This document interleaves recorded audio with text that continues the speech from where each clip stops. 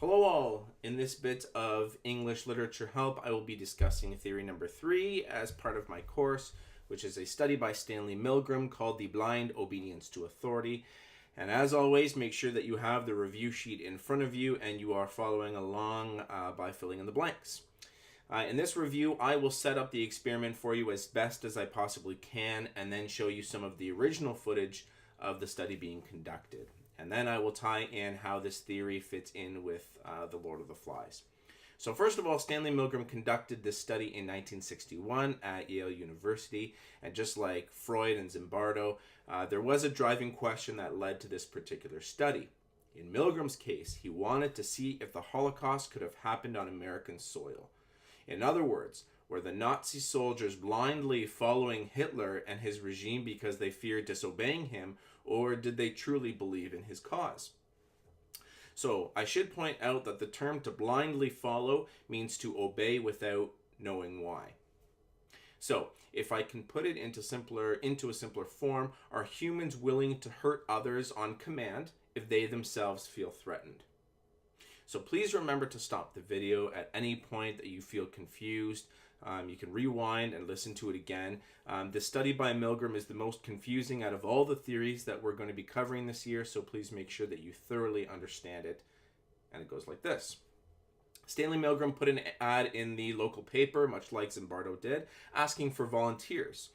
He at first took 40 participants of varying ages and occupations, and these participants thought that they were volunteering for a study on memory retention, and that is to say, are you able to better remember something if you are punished for not remembering. However, what they were really signing up for was to see how far they would injure someone because they were told to. So, take a look at this photo. As you can see, there are 3 people involved in this study. The E, which is the experimenter, and that's Milgram. The T, which stands for teacher, this is the volunteer, and the L, which stands for learner, and I'll explain that person in a moment. As Milgram will explain in the video, the teacher, the volunteer, is to read a list of word pairs to the learner who's behind the partition. The learner must remember the correct word pairs or else they are given a shock. The shocks start out minimal, but they gradually become more severe. Here's the kicker. The learner on the other side of the partition is not a volunteer and is secretly working with Milgram. He's an actor. The learner is not being shocked, but of course the teacher thinks that he is. The learner begins to get some word pairs wrong on purpose, and the teacher moves up on the shock meter. Another kicker. Eventually, the learner will play a recording saying, "ouch," or "let me out of here," as the shocks get worse. This is to play on the emotions of the teacher to try and see if they will actually stop shocking. Most volunteers wish to stop, but Milgram threatens them with the following 4 commands. Please continue. The experiment requires that you continue. It is absolutely essential that you continue. And number 4, you have no choice. You must go on. What I will do now is show you the study by the study actually taking place, and then I'll come back and hopefully clarify the study for you. So where the video picks up from is Milgram strapping in the learner. Remember that he's an actor working with Milgram, and he's not actually being shocked. Then Milgram will tell the teacher volunteer how to read out the word pairs. Enjoy. All right, now the next thing we'll have to do is set the learner up so that he can get some sort of punishment. So learner, would you step out here with me, please?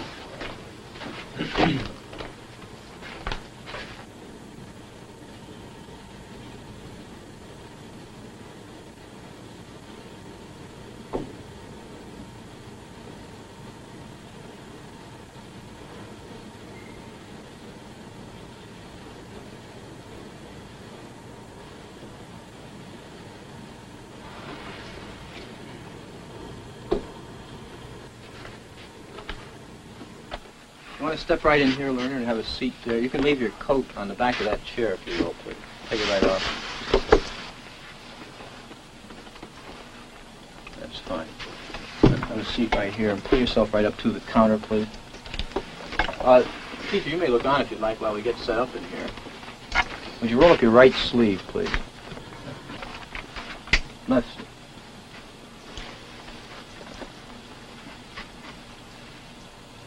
That's fine.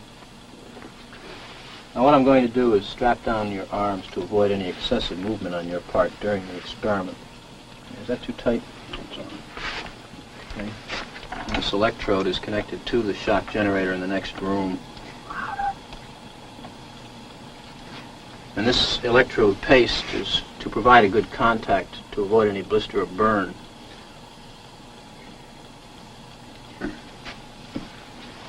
right, now let me explain to you, learner, exactly what's going to happen and what you're supposed to do. The teacher will read a list of word pairs to you like these. Blue girl, nice day, fat neck, and so forth. You are to try to remember each pair. For the next time through, the teacher will read only the first word or the first half of the word pair. For example, he will say blue. And then he'll read 4 other words, such as boy, girl, grass, hat. Now your job is to remember which one of these 4 other words was originally paired with blue. And you indicate your answer by pressing one of these 4 switches. Now can you reach those all right? That's fine. Now if the first word I just read, boy, had been paired with blue, you'd press the first switch, and this will indicate to the teacher that you thought it was the first word. If you thought it had been the second word, girl, you'd press the second switch, and so forth for the third word, the third switch, the fourth word, the fourth switch. Now if you get it correct, fine. If you make an error, however, you'll be punished with an electric shock, so of course it is to your advantage that you learn all these word pairs as quickly as possible. I think so. Do you have any questions now before we go into the next room? No, but I think I should say this. About 2 years ago, I was in the Veterans Hospital in West Haven. Mm-hmm. And while there, they detected a heart condition. There's nothing serious, but as long as I'm having these shocks, how strong are they? How dangerous are they? Well, no, although they may be painful, they're not dangerous. Mm-hmm. Anything else? No, that's all. All right, teacher, would you take the test and be seated in front of the shock generator, please, in the next room?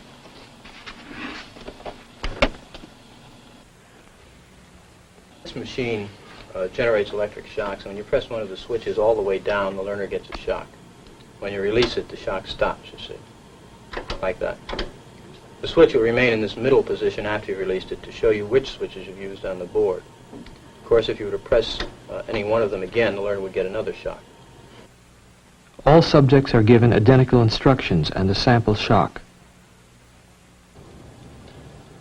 The machine is now on. To give you, the teacher, an idea of how much shock the learner is getting, we think it's only fair that you receive the sample shock yourself. Are you agreeable with this? Certainly. I have to. Would you pull up your right sleeve a little bit, please? All right. That's fine. I'm going to ask you to close your eyes and estimate the number of volts you receive in the sample shock. Do not open your eyes until I tell you to do so, please. Would you close them now? Okay, you may open your eyes, and using the voltage scale here, would you estimate for me the number of volts you receive, please? You may also use the verbal designations, slight, moderate, strong, so forth, to help you. Say moderate. A number, please? Would you? About 75. No, actually it was 45 here. Although it may have seemed stronger because of the electrode paste, which provides a perfect contact. You see. All right, let's go on to our instructions. We will begin with this test. You will read each pair of words in this list once to the learner until you've read through the entire list. Direct your voice toward that microphone as the rooms are partially soundproof. After you've read through the list once, you'll go on to the next page. And here, starting from line A, you'll read the word in large letters, along with each of the other words in the line. For example, in the first line, you read blue, boy, girl, grass, hat. Now, after you've read the 4 choices, the learner pushes one of the switches on the board in front of him, and the number he has selected will light up in this box, 1, 2, 3, or 4. Now, if he gives the correct answer, you say correct and go on to the next line. The correct answer is underlined and is also indicated in the right margin. Yeah. If he were to indicate the wrong answer, you would say wrong. Then tell him the number of volts you're going to give him. Then give him the punishment. Then read the correct word pair once, and then go on to the next line. For example, if he indicated 3 for blue, you would say wrong. 15 volts. You press and release the switch. Read blue girl, and then go on to the next line. I see. Now, each time he gives a wrong answer, you move up one switch on the shock generator. I see. And it's important that you follow this procedure exactly. So to help you, let me go through it again very quickly. All right. I would suggest you read the list and the test at a brisk pace to keep it moving. Right? And, of course, we'll begin with 15 volts for the first wrong answer. Okay? Do not begin until I say ready, begin, please.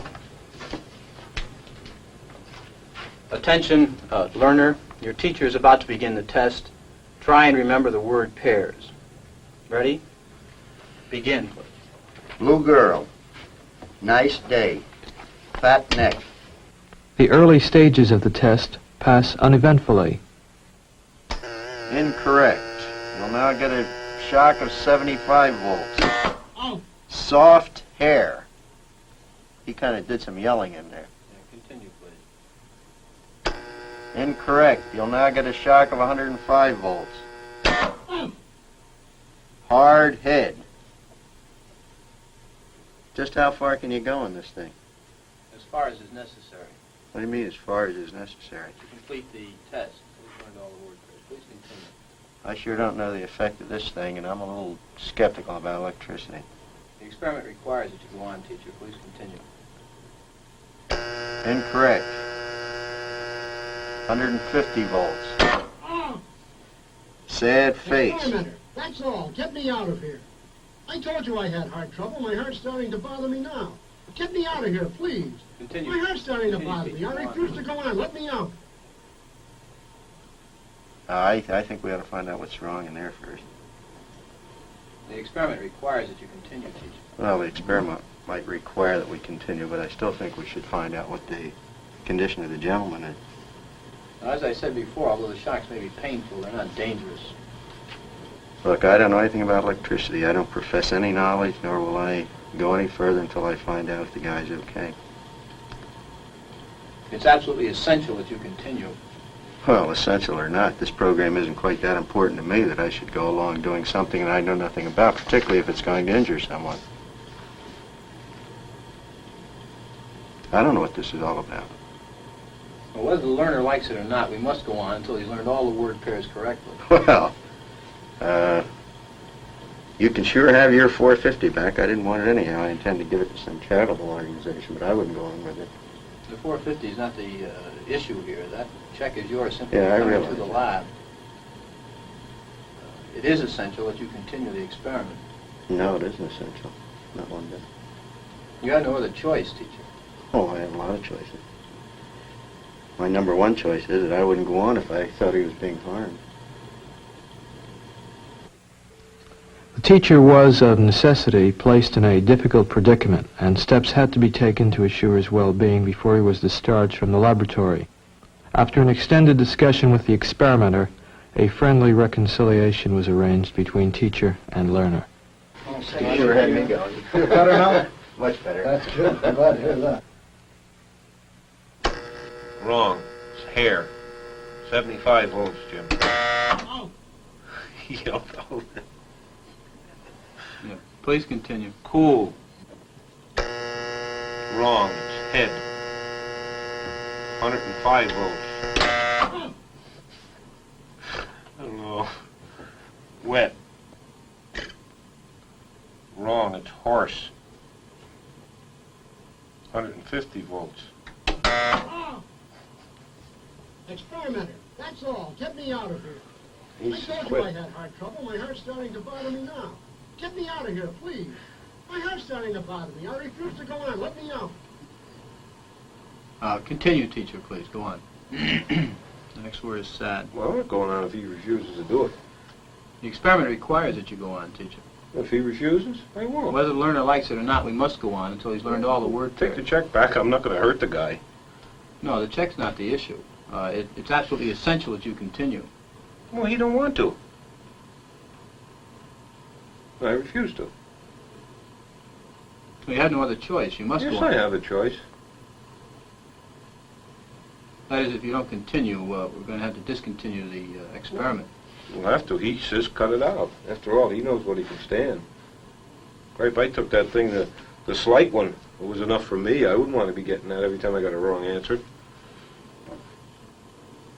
That's my opinion. That's where I'm going to stand on it. How do you feel? How do I feel? He was getting a shock. I feel all right. I'd like to ask you something. At one point, you were doing something a little unusual. Were you laughing at one point? Yes, I was. At first I was laughing at him when I heard him yell, ouch. Why do you think you were laughing? I don't know. I thought it was funny, I suppose. And then I got to think, when he said, no, that's enough, he had enough, so it wasn't funny to me then. One might suppose that a subject would simply break off or continue as his conscience and temperament dictate, yet this is very far from what happened. There were powerful reactions of tension and emotional strain in a substantial portion of the teachers. One puzzling sign of tension was the regular occurrence of nervous laughing fits. 14 of 40 subjects showed definite signs of nervous laughter and smiling. In the post-experimental interview, subjects took pains to point out that they were not sadistic types and that the laughter did not mean they enjoyed attacking the learner. I'd like to tell you a little more about the experiment. First of all, the gentleman in there was not being shocked. He got no shocks whatsoever. Did you think he was? Certainly I did. In fact, I tried to get my finger off the button as fast as I could. No, he wasn't being shocked at all. And the main purpose of the experiment was to see how you would react to Mr. Williams' orders, whether you would take them or defy his authority or what. I defied it. You certainly did. Why didn't you go on in that? The hell with him. Who the hell is he? As far as I'm concerned. Cigarette? No, thanks for one. There's an ashtray right over there. He's not telling it. In my mind, I was hurting that guy. If I have to continue to hurt another human being, I don't believe in it. No matter what he had said. No matter what who said. Mr. Williams. The hell with him, Mr. Williams, or anybody else.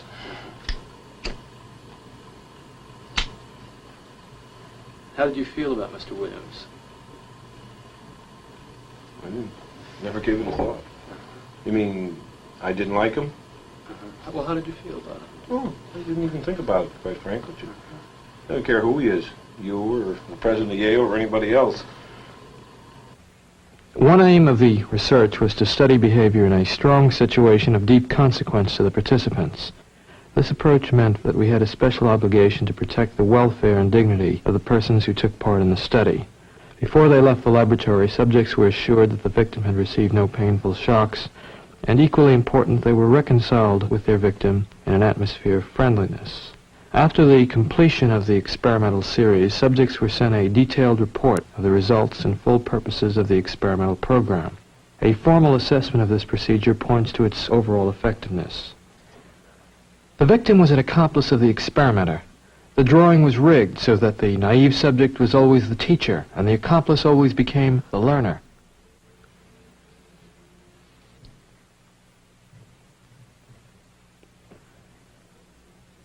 The victim, according to plan, provided many wrong answers. That is incorrect. This one will be 195 volts. The correct one. Let me out of here. Slow. Let Dance. me out of here. My heart's bothering me. Let me out of here. You have no right to keep me here. Let me out. Let me out of here. Let me out. Continue, please. Let me out of here. My heart's bothering me. Let go me on. out. Let me You're out. responsible for it. Red.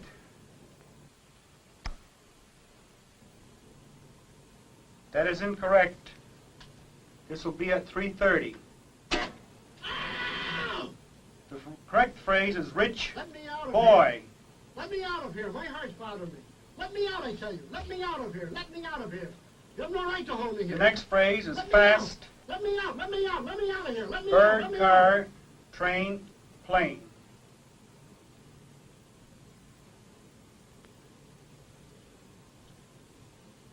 Continue, teacher.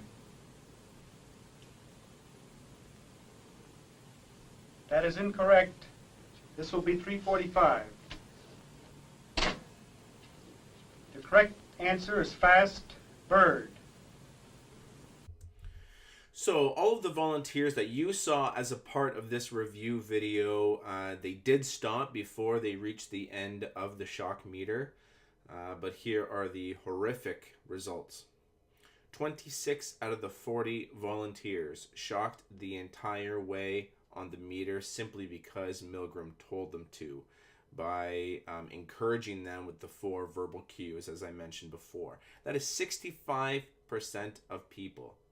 65% of people caused harm to another human being because they were asked to. Keeping in mind that Milgram wasn't even really threatening them at all. He wasn't being aggressive or pointing a weapon at them.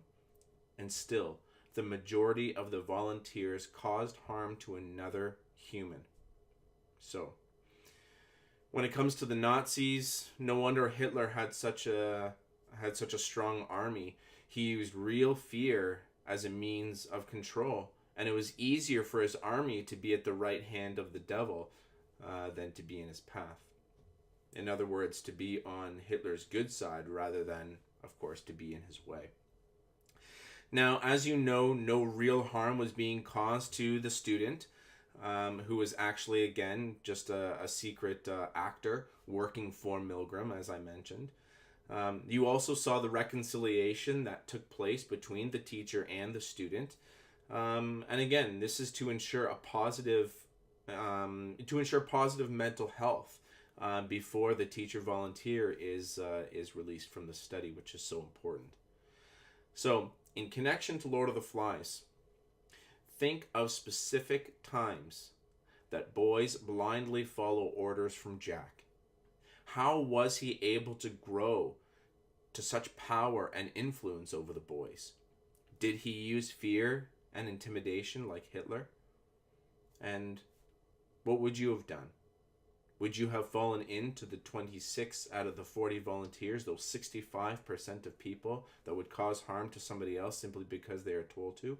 Or do you have a different moral line?